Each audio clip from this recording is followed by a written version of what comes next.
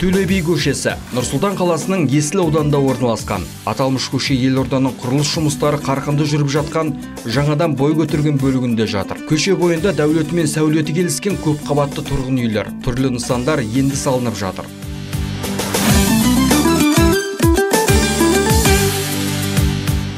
Әлібекұлы Төле би аса ірі мемлекет және қоғам қайраткері, ойшыл дана атақты шешен, ұлы жүздің бас биі.